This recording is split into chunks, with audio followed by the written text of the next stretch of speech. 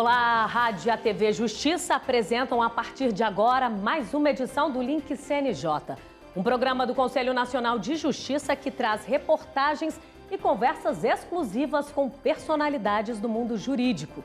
E hoje nós vamos falar sobre alienação parental, que é a chamada interferência psicológica na criança ou adolescente, promovida pela mãe, pai ou pessoa que detém a guarda, com a intenção de prejudicar a convivência e os laços afetivos com a outra parte genitora e seus familiares. Nesse ano, o Conselho Nacional de Justiça aprovou um protocolo de escuta especializada, que deverá ser seguido por todos os tribunais do país nos processos de alienação parental, para também ouvir o lado das crianças e dos adolescentes. O protocolo foi aprovado por unanimidade nesta sessão do CNJ. É fruto de amplas discussões do Conselho com juízes de primeiro e segundo graus, defensores públicos, assistentes sociais, psicólogos, entidades civis e instituições dedicadas às questões de direito de família e de crianças. O conselheiro João Paulo Chouquer foi o relator. O nosso compromisso é de fornecer elementos seguros, científicos e humanitários para amparar as autoridades judiciárias e auxiliares da Justiça na missão de reconhecer e garantir a condição de sujeito de direito das crianças e adolescentes, permitindo-lhes a oitiva obrigatória a participação nas ações de família, não para que em seus ombros pese a obrigação de produzir provas, mas para que possam contribuir com a elucidação dos fatos, com a manifestação da sua opinião e com a oportunidade de pedir ajuda quando necessário. Uma das principais recomendações é que a escuta seja feita em locais próprios para isso, como este. A linguagem e a abordagem devem ser adequadas às crianças e aos adolescentes. O depoimento deve ser gravado em vídeo com a participação de profissional especializado. O atendimento precisa ser humanizado, atento e sensível para que as crianças e adolescentes se sintam confortáveis emocionalmente. Para falar sobre o assunto, eu converso agora online com a doutora Glícia Barbosa de Matos Brasil, psicóloga forense, vice-presidente da Comissão de Infância e Juventude do IBDFAM e coordenadora da PUC Rio de Janeiro de cursos de alienação parental. Também vamos conversar com a doutora Bruna Barbieri, doutora em Direito e assessora jurídica, e com o doutor Fernando Sauser, advogado especialista em Direito de Família e procurador do Estado de Minas Gerais. Muito obrigada pela participação de vocês. Doutor Fernando, começando pelo senhor, o que pode ser caracterizado como um ato de alienação parental? Alienação parental, os atos de alienação parental são qualquer atos que podem interferir psicologicamente com a criança e com o adolescente, causando sofrimento psicológico, e atos de afastamento ou de repulsa que a criança gera em relação a um genitor. Repulsa essa que não é justificável por atos concretos, mas por atos fantasiosos, por histórias e mentiras, falsas memórias que as pessoas implantam nas crianças. É quase uma campanha difamatória, buscando desqualificar o outro genitor ou a família dele. E como na nossa Constituição, no artigo 227, as crianças têm a prioridade absoluta para ser mantidas a salvo de qualquer violência, e o ECA fala que tem que ser dado proteção integral às crianças. Esse protocolo, ele visa justamente tratar as crianças nos processos judiciais de uma forma mais humanizada. Eu costumo até falar que nas ações de família, as crianças não têm que ser envolvidas, elas têm que ser protegidas. O que o protocolo fala, as diretrizes que ele traz é em relação ao depoimento especial de crianças e adolescentes nas ações de família.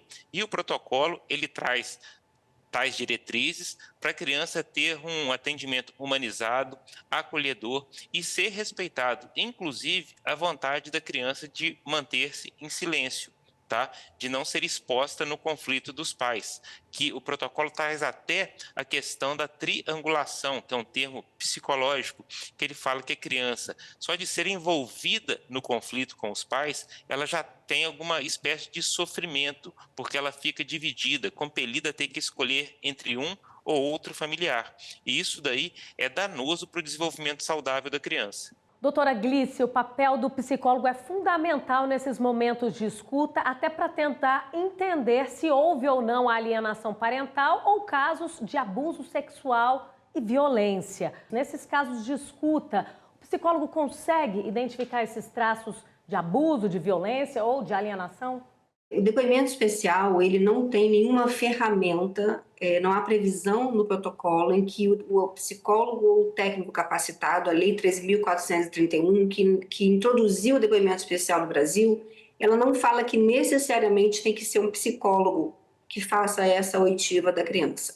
Pode ser qualquer pessoa, desde que capacitada na técnica própria, que é uma técnica cognitiva, e esse protocolo ele é aceito no Brasil inteiro e também há vários protocolos aceitos no mundo inteiro. E, no entanto, o que nós fizemos neste grupo de trabalho, que foi um grande avanço no sentido de dar um pouco mais de garantias em relação a escutar essa criança de forma digna e de forma evitando que ela fale coisas que não aconteceram. O protocolo trouxe a previsão de que a alienação parental é um vício de coação moral, pode induzir o relato da criança. Uma criança que está sofrendo pressões psicológicas, que está sofrendo um induzimento na sua percepção, ela pode sim falar coisas que não aconteceram na realidade, ou até que aconteceram, mas não da forma como a criança se recorda. Exemplo, a criança tomou banho na casa do pai, o pai tocou nas partes íntimas da criança, e a criança conta isso na casa da mãe, os pais são separados, não há nenhuma relação de confiança, e a mãe interpreta como sendo um abuso. E aí, na verdade, a criança se lembra de o pai ter tocado nela, mas o que tem que fazer a prova é da lascívia, de que esse ato foi um ato com intenção de abusar. E o protocolo não prevê a distinção disso. A criança entra numa sala, conversa com um técnico capacitado e diz: meu pai colocou a mão no meu bumbum. E essa fala fica gravada e filmada. E após isso, não há nenhum laudo, não há nenhuma interpretação dessa narrativa. E esse é um grande risco. Foi por isso que foi criado esse protocolo, essa recomendação 157 do CNJ. Exatamente para recomendar aos tribunais que evitem fazer o depoimento especial nessas hipóteses de alienação parental. O protocolo veio tentando minimizar os riscos, sugerindo que, via de regra, essa criança seja ouvida em perícia, seja ouvida por um psicólogo, numa sala reservada, com a metodologia adequada à idade dela, que esse psicólogo possa entrevistar outras pessoas da família e possa, sim, emitir um laudo contextualizando o relato da criança, de modo que o juiz possa entender se essa criança estava sofrendo pressão quando falou aquilo, se pode ter havido uma má interpretação da fala da criança. E aí, ao final, o juiz de família, ou o juiz criminal, ou o juiz da infância, qualquer juiz que trabalha com criança vai emitir uma decisão. Doutora Bruna, como que esse protocolo do CNJ ajuda até a minimizar essa disputa de discursos entre pais e mães que estão nessa disputa judicial? Nós enfrentamos nos nossos últimos anos, aqui no Brasil, uma polarização muito forte da nossa sociedade, por N questões. E é fato que a alienação parental produz e sofre interferências culturais. O fato do Brasil, até 2010, ser um país, por exemplo, que mais de 87% das guardas eram atribuídas unilateralmente às mães, traz um recorte cultural a respeito de como se procedem essas relações dentro do próprio espaço da família. E à medida que a gente começa a falar de guarda compartilhada, igualdade parental, um equilíbrio no próprio desempenho do trabalho reprodutivo e do trabalho de cuidado dentro de casa, nós percebemos que essa situação em prol da revogação da lei de alienação parental parte de uma polarização entre homens e mulheres, quase como uma guerra de sexos, que acaba invisibilizando novamente a criança ou adolescente, que precisa ser o foco dessa atenção.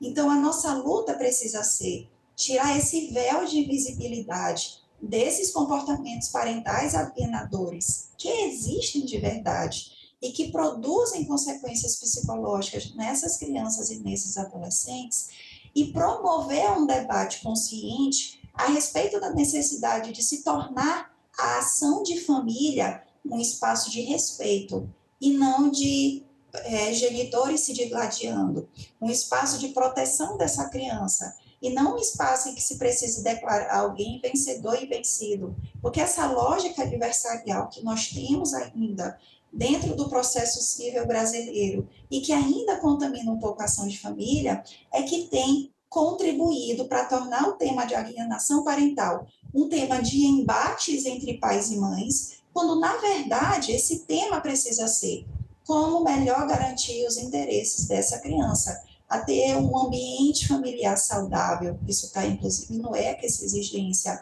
a ter um desenvolvimento psicológico saudável, a ter garantido o seu direito à convivência familiar, que é um direito constitucional. Doutor Fernando, é importante dizer que não são só pais e mães que praticam atos de alienação parental. Comprovada essa interferência psicológica, o que acontece? É importante reunir provas? Mas para responder essa pergunta no próximo bloco, já. O Link CNJ faz um breve intervalo e volta já.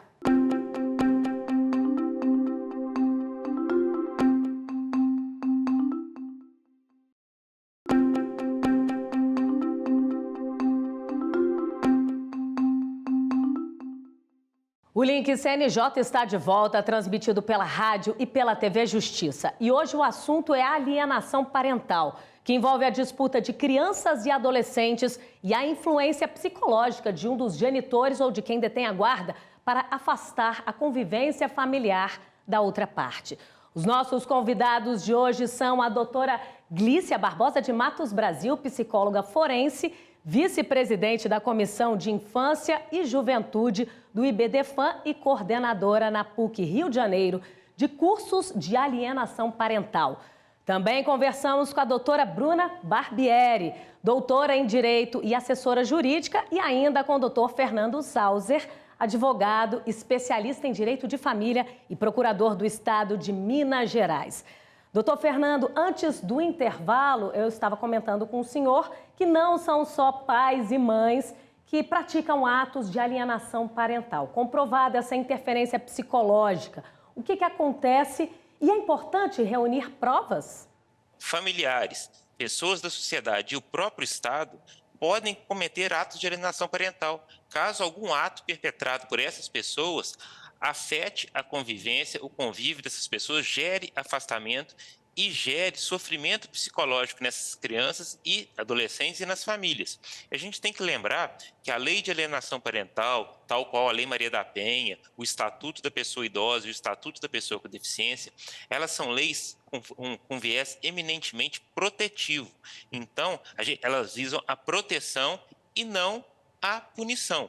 Então, os atos de alienação parental que a 12.318 traz são atos objetivos, como desqualificar o outro genitor ou familiar na frente do filho em redes sociais, omitir informações relevantes sobre o cotidiano do filho, etc, etc, etc. O juiz, diante de uma afirmação dessa, uma comprovação de um fato desse que ocorreu, de plano, para prevenir a violência contra a criança, ele já tem que advertir esse genitor, porque esse ato, ainda que ele não cause de imediato essa ruptura de convivência, esse abalo na convivência ou esse abalo emocional na criança, essa violência psicológica contra a criança, ele já tem o potencial de causar. Então, o juiz já tem que advertir.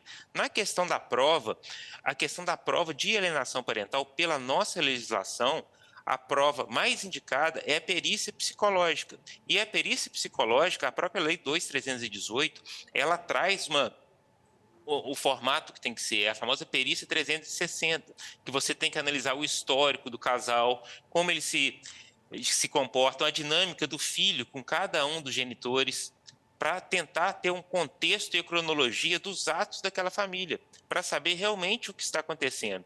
E o próprio ECA, ele fala que quando você tem que tomar alguma decisão, alguma medida em relação de proteção à criança, preferencialmente tem que ser aplicada uma medida pedagógica que vise o fortalecimento, a manutenção ou a criação dos vínculos familiares. E é muito importante que a gente esteja aqui hoje falando desse protocolo, falando dessa recomendação do CNJ, trazendo à tona esse debate. O debate da alienação parental também é muito útil, porque tudo isso é importante para que a gente possa refletir qual é o lugar que a criança tem hoje na nossa sociedade e no sistema de justiça.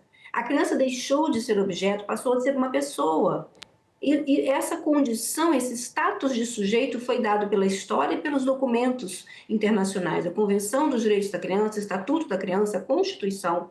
Hoje significa que a criança vai ao tribunal, a criança tem o direito de participar de todos os processos que dizem respeito da vida dela. E o direito de participar não significa que ela vá decidir. Ao contrário, o juiz dará a oportunidade dela ser ouvida, e idealmente por uma equipe capacitada, e, após isso, essa equipe fará um documento, um laudo, e com base nesse laudo e com outros meios de prova, o juiz irá decidir. Mas é importante que essa criança participe, porque a criança ela tem interesses próprios. Ela é uma pessoa em peculiar condição de desenvolvimento. Isso está no Estatuto da Criança e do Adolescente. E nós precisamos entender que a criança, apesar de ser criança, ela tem desejo, ela tem vontade, ela percebe as coisas na casa. É uma crítica que eu faço recorrentemente nas famílias que eu atendo. Eu fui psicóloga do Poder Judiciário durante 26 anos, no Tribunal do Rio. E eu percebi ao longo desses 26 anos, trabalhando com casais em conflito, com processos judiciais onde se discute guarda, convivência, onde há argumentos de alienação parental, de abusos sexuais, eu percebia que o casal ele não consegue entender que o filho percebe. A criança está dentro da casa e o casal está num ambiente hostil. A criança percebe. A criança ela tende a proteger aquele que ela entende que seja mais vulnerável, e a criança se sente extremamente insegura. Nós temos hoje estudos que comprovam que a criança precisa de segurança. A criança não precisa necessariamente de afeto, ela precisa de se sentir segura. É por isso que a lei da alienação parental, em boa hora, trouxe lá a possibilidade de qualquer pessoa pode fazer alienação parental com uma criança. A criança pode ser cuidada por qualquer pessoa, até uma babá, uma avó, uma tia, uma madrasta, um padrasto. E essas pessoas que cuidam têm uma autoridade sobre essa criança. Idealmente, devem transmitir segurança, mas nem sempre transmitem. Às vezes usam essa criança com interesses escusos para se vingar do lado de lá, por questões emocionais, por questões conjugais mal resolvidas, por brigas de família, por disputas de patrimônio, tudo isso existe. Mas o que nós precisamos hoje pensar é que nós avançamos muito. Essa recomendação é um avanço. Discutir um grupo de profissionais que durante 2 anos trabalhou pensando em criar um cenário jurídico mais adequado para a criança e para o adolescente, isso é sim um avanço. Eu parabenizo o CNJ pela iniciativa, me sinto honrada de ter feito parte desse grupo de trabalho, porque cada vez mais nós precisamos trazer a criança como uma pessoinha vulnerável, hipervulnerável, que depende dos adultos e está em desenvolvimento, e que comprovadamente tudo que acontece na infância com essa criança marca a vida dela para sempre. Então, o protocolo do Conselho Nacional de Justiça traz para os sistemas de justiça, para as instituições do sistema de justiça, um conhecimento que, mais do que interdisciplinar, é transdisciplinar. Mostra que nessas ações de família podem existir dinâmicas de cunho psicológico que nós precisamos nos capacitar para reconhecer. E dentro dessa necessidade de capacitação para reconhecer, também vêm as sugestões de roteiros, de posturas, de perguntas, para que esses profissionais envolvidos possam reconhecer essas dinâmicas, possam compreender que essas dinâmicas existem em prol efetivamente de se assegurar a garantia de um espaço familiar saudável, psicologicamente e fisicamente seguro, um espaço de pleno desenvolvimento infanto-juvenil. E dentro dessas ações de família, tantos quanto forem os vulneráveis identificados, devem ser utilizados os mecanismos legais e protocolares para a proteção de todos os vulneráveis dentro do espaço dessa família.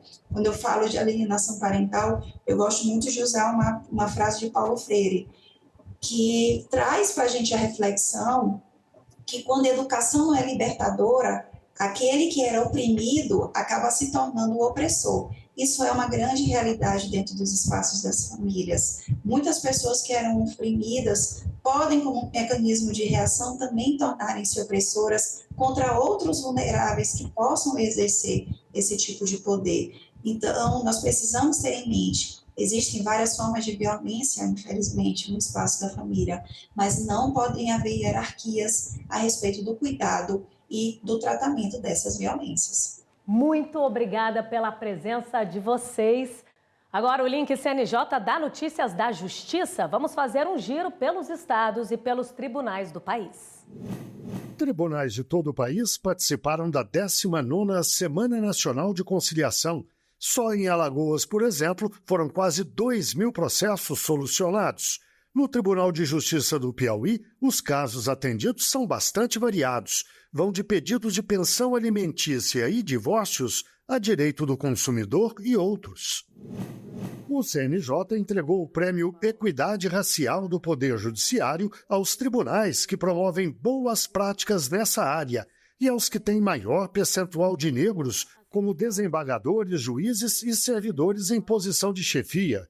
A lista dos premiados está no site do CNJ. Essa é uma das iniciativas do Pacto Nacional do Poder Judiciário pela Equidade Racial. E o CNJ decidiu instaurar processo administrativo disciplinar contra 2 desembargadores do Tribunal de Justiça de Goiás. Eles teriam manifestado preconceito e menosprezado uma mulher vítima de assédio sexual durante o julgamento do caso. O ministro Luiz Roberto Barroso, presidente do Supremo e do CNJ, comentou: a sociedade precisa trabalhar para a superação do machismo estrutural que ainda existe na sociedade brasileira, muitas vezes na linguagem, frequentemente nas atitudes e por vezes até mesmo inconsciente. É hora do CNJ nas redes. Vamos ver algumas das postagens que marcaram a semana nas redes sociais do CNJ. Oi, pessoal! Chegamos ao mês em que celebramos o Dia da Consciência Negra. Para além de campanhas educativas e debates, as leis têm um papel fundamental na busca por uma sociedade mais justa e no combate ao racismo e à injúria racial. Mas você sabe qual é a diferença entre esses 2 crimes? O racismo ocorre quando há discriminação ou preconceito de raça, cor, etnia, religião ou procedência nacional que afeta um grupo ou a coletividade. Já a injúria racial, quando a ofensa é direcionada a apenas uma pessoa. Se você presenciar qualquer situação de racismo ou injúria racial, denuncie.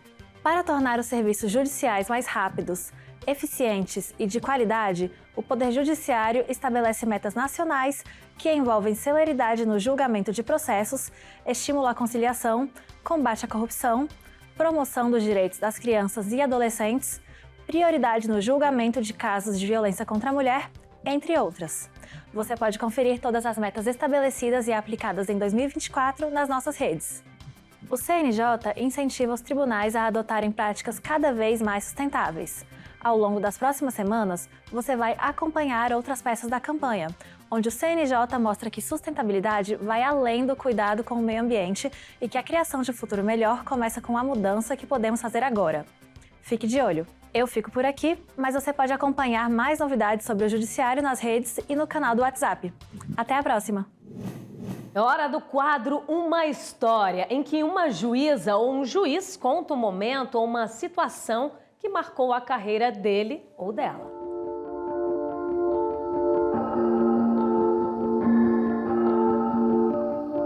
Meu nome é Anne Carina Stipe Amador Costa.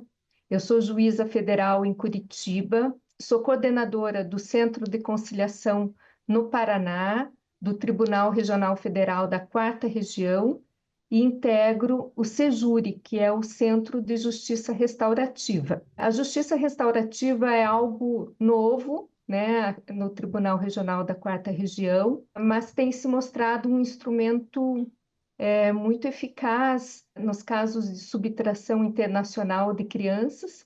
Então, um dos pais, ou o pai ou a mãe, normalmente se mudam para um outro país, levando as crianças sem o consentimento do outro pai ou mãe, né? Isso gera uma situação dramática, né? São casos complexos, em que a justiça restaurativa tem se mostrado eficiente, porque tem uma escuta qualificada, né?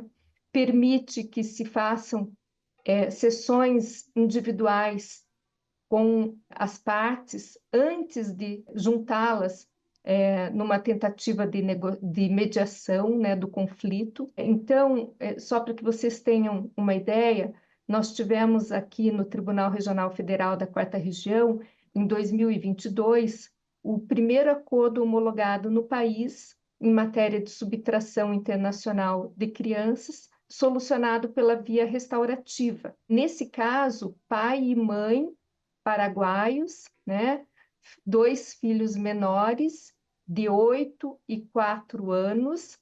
A mãe veio para Foz do Iguaçu para morar com uma prima e sob alegação também de violência doméstica. E as sessões, né, trabalharam os papéis da maternidade, da paternidade, dos possíveis cenários de restituição ou não das crianças e o restabelecimento da comunicação entre os pais. Com todo esse trabalho, né, o pai acabou por reconhecer que, pela rotina de trabalho que ele tinha, seria melhor que as crianças permanecessem com a mãe, e então se estabeleceu, né, o direito de visitas a cada 15 dias e férias com o pai.